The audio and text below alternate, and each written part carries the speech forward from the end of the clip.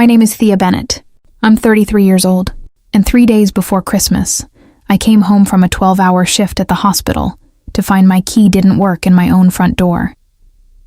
I stood on the porch of the house I grew up in, jiggling the lock like it had to be some kind of mistake. It wasn't. Through the frosted glass, I could see my mother's silhouette moving in the kitchen, unbothered, like she couldn't hear me knocking. This is second seat stories, and this is what happened to me. I knocked harder. My knuckles went red in the cold. Finally, my father opened the door just wide enough to push 2 garbage bags onto the porch. Then he said 4 words I will never forget. "You don't live here." The bags were my clothes, not folded, not packed with any care, just stuffed into black plastic like trash waiting for pickup. My winter coat was in there, the good one, the one I bought myself with my first real paycheck as a nurse. He didn't wait for a response. He shut the door. I heard the deadbolt turn. I need to explain how we got here, because none of this came out of nowhere.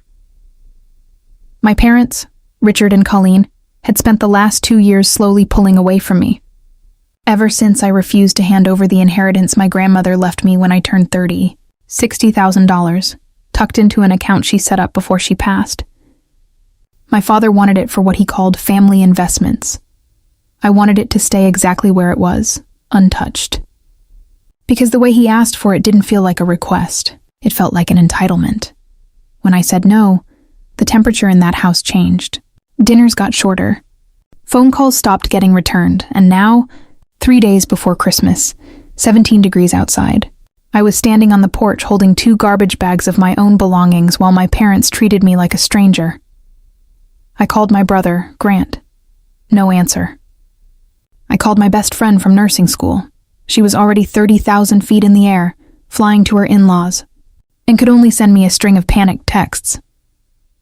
I sat in my car in that driveway for almost an hour with the heater running, trying to think of anywhere to go. My apartment lease had ended 2 weeks earlier.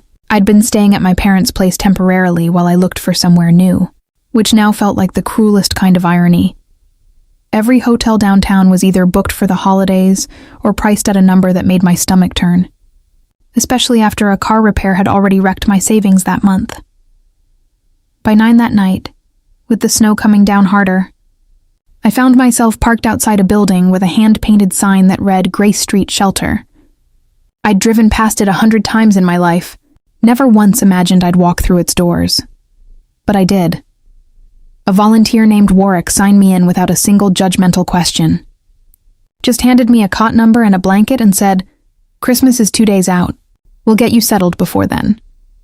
That's how I ended up on Christmas Eve, sitting on a thin cot in a shelter gymnasium that smelled like coffee and wet wool, surrounded by strangers, each with their own reason for being there. The woman on the cot beside me looked to be in her 60s. Silver hair pulled into a tight bun, sharp, alert eyes that didn't match the tiredness of the room. She'd been watching me for a while before she finally spoke. "What's your name?" she asked, quieter than I expected. "Thea," I said. "Thea Bennett." She went completely still. The way people go still when they've just heard something they weren't ready to hear. Then she gripped my wrist, hard enough that I almost pulled away. "Bennett," she repeated. "Your grandmother was Eleanor Bennett." I nodded slowly, my heart starting to pound for reasons that had nothing to do with the cold. "Your grandmother hired me," the woman said, her eyes filling with something between grief and urgency. 10 years ago. She told me this exact thing might happen one day, and she left you something. But only if I found you here like this, homeless. She knew. She knew they'd do this to you. I opened my mouth to ask what she meant. What my grandmother could possibly have arranged from beyond the grave that depended on me ending up in a shelter on Christmas Eve. Before I could get a word out, a security guard called her name from across the room. She stood fast, told me to wait exactly where I was, that she'd be right back with something she'd been carrying for 10 years. Her name, I'd learn moments later, was Bernadette Ferris. She came back holding a worn leather satchel against her chest, like it held something fragile enough to shatter, sat beside me, unzipped it with trembling hands, pulled out a sealed, yellowed envelope and a small key wrapped in a handkerchief. Your grandmother came to me the spring before she died, Bernadette said. She told me plainly. Your father has a gambling problem, and your mother has spent 30 years covering for it. She said if anything ever happened to her, they'd find a way to take everything, including you, if you let them close enough. She pressed the envelope into my hands. She paid me every year for 10 years just to keep this safe, and to keep watching. She said if you ever ended up truly down and out, not just struggling, but with nowhere else to turn, that would be the sign they'd finally shown their true colors. And that's when I was supposed to find you. My hands were shaking when I opened it. Inside was a letter in my grandmother's handwriting, along with a folded document from a law office in the next county. The letter explained that she'd placed the deed to a small property, a house on Larkspur Lane she'd bought quietly under a separate trust, years before she died, entirely in my name, one my parents never even knew existed. She'd also left an account with an additional $40,000, released only once Bernadette confirmed I'd been found in a shelter, or something like it. My grandmother's words on that page hit me harder than the cold ever had. If you're reading this in a place like that, it means they did exactly what I feared. I'm sorry I couldn't protect you from them while I was alive. Let this protect you now. I sat there on that cot, snow still falling outside the gymnasium windows, holding proof that my grandmother had seen my parents clearly, years before I ever let myself admit the truth about them. Bernadette squeezed my shoulder, told me the law office would be reachable the day after Christmas, that she'd kept records of every single check-in, just in case anyone ever tried to contest it. She'd done all of this out of loyalty to a woman who paid her not just in money, but in trust, because my grandmother told her I deserved someone in my corner, the day the family I was born into decided I didn't. I called that law office the moment they opened. An attorney named Foster Whitfield walked me through the trust, line by line.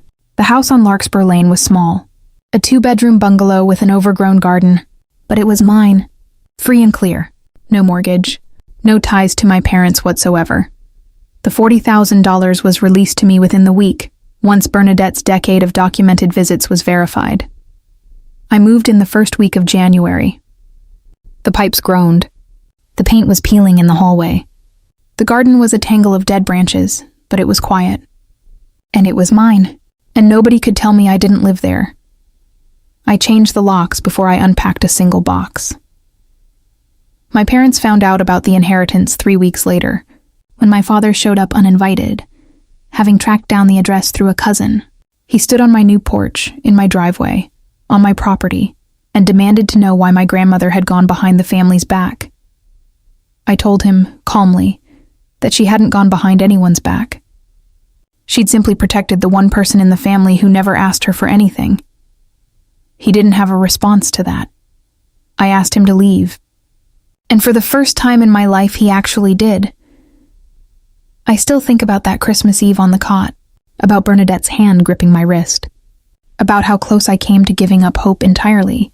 Right before everything changed, Grandmother spent 10 years quietly preparing for a moment she hoped would never come, just so I wouldn't be truly alone when it did. I don't know if I'll ever fully repair things with my parents. Honestly, I'm not sure I want to anymore. But I know that somewhere, my grandmother saw this exact moment coming, and she made sure that even at my lowest point, I would land somewhere solid. If this story moved you, hit subscribe. This is Second Seat Stories, and there's a new one every week.